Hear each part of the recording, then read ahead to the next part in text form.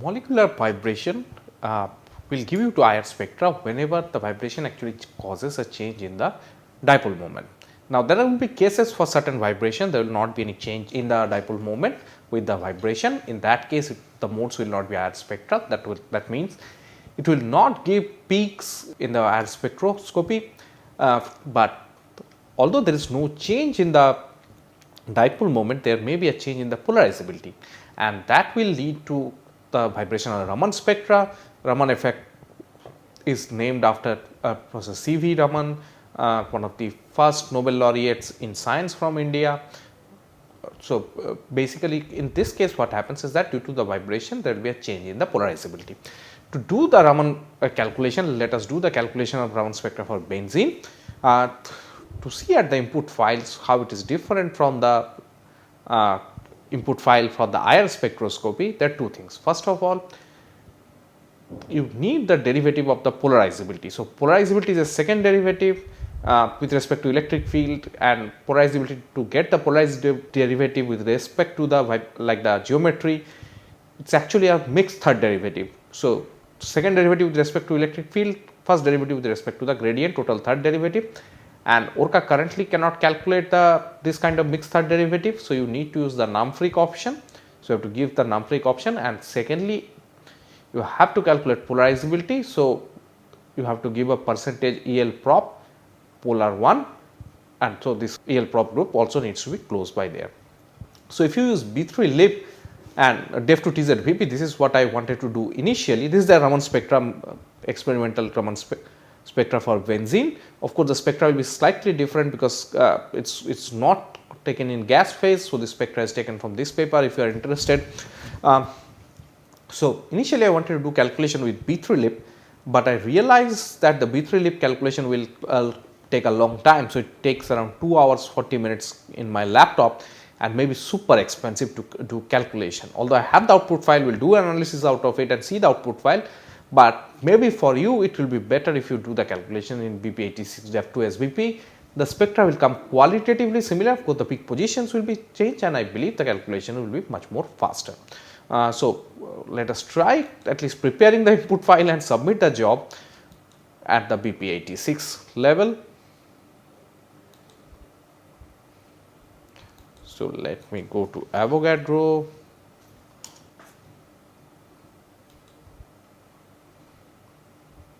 And I want to insert a fragment and aromatics.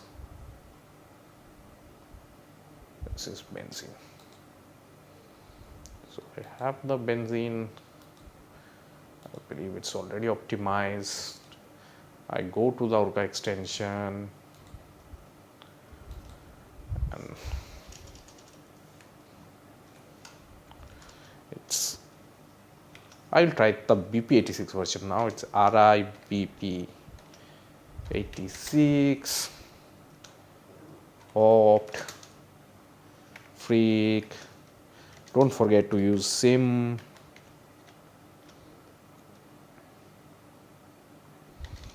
You have to use num-freq.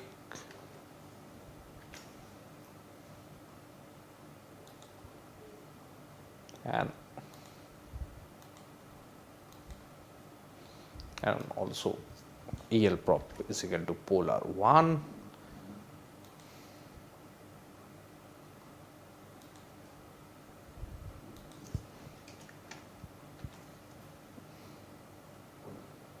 So, let us generate the keyword. Let me keep it C686.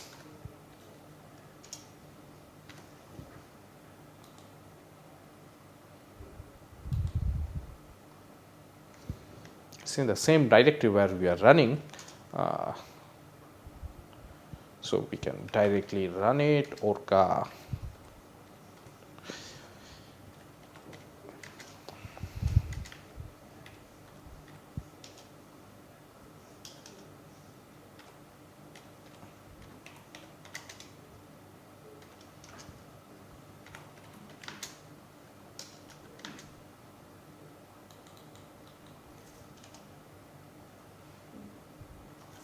It has almost converged.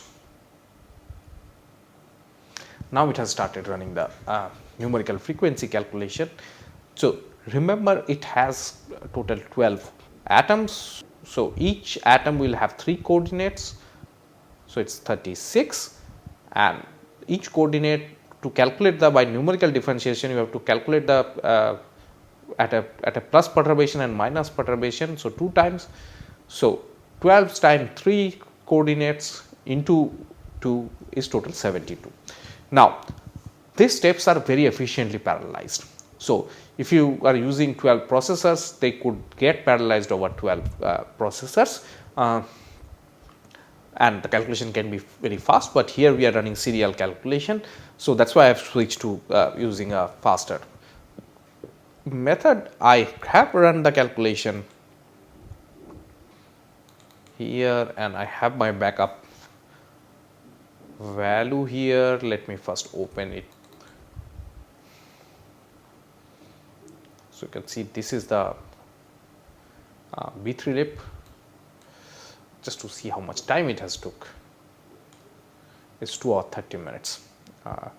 So that is why I was not very keen on running a calculation on this one on using B3 lip. Now you can see first it will do the optimization. Remember, the vibration analysis is only valid if your optimization is done.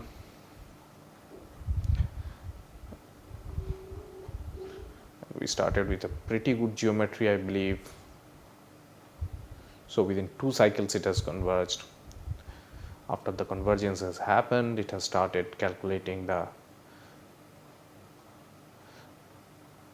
SCF at the optimized geometry, and then it will calculate the response. So the response is necessary for calculating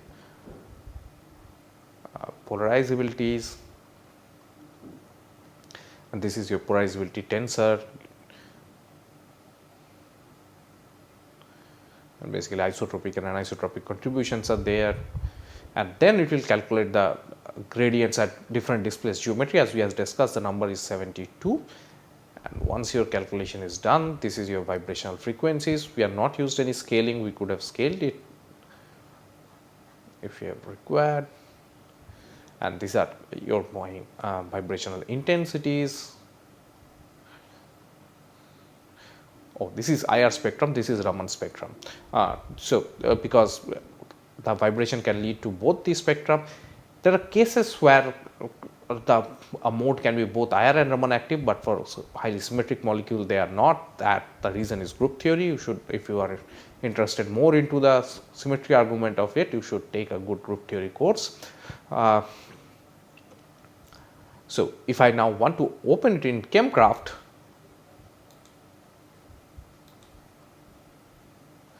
I can do that. It's only 11.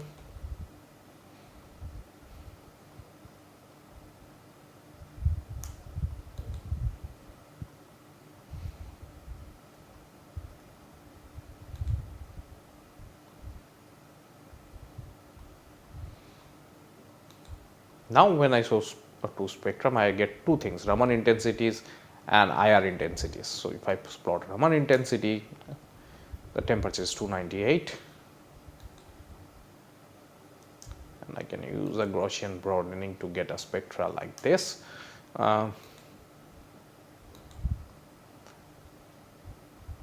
So my spectra is looked like this, so this is fine. Oh, I have to swap invert.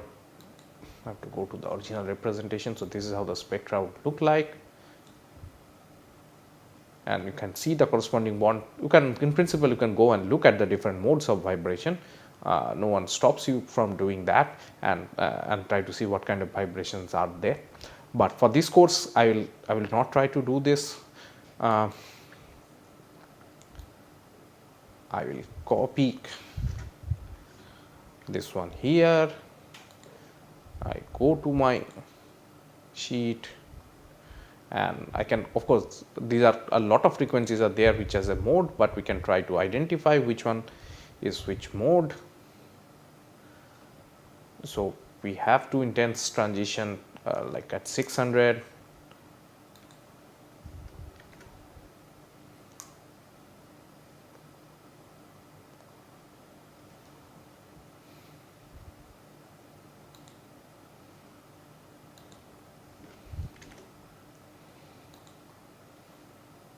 then we get at 1012.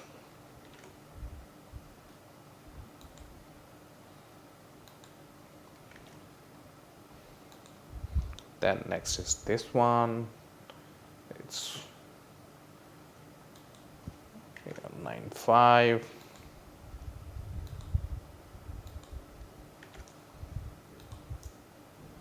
Next is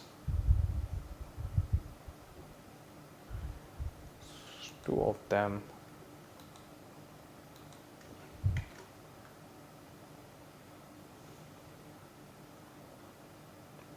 In some of the peaks actually may be degenerate if you have not optimized it very tightly, then the symmetries are not very proper, so they can lead to a small deviation between the bonds. And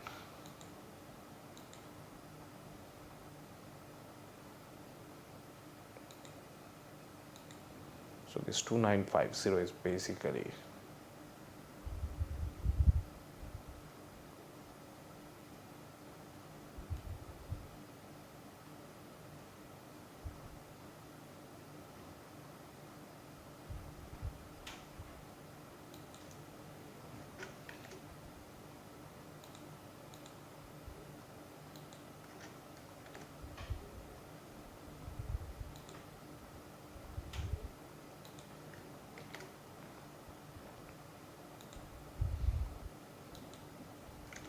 you see the high line bonds does not give you very good agreement.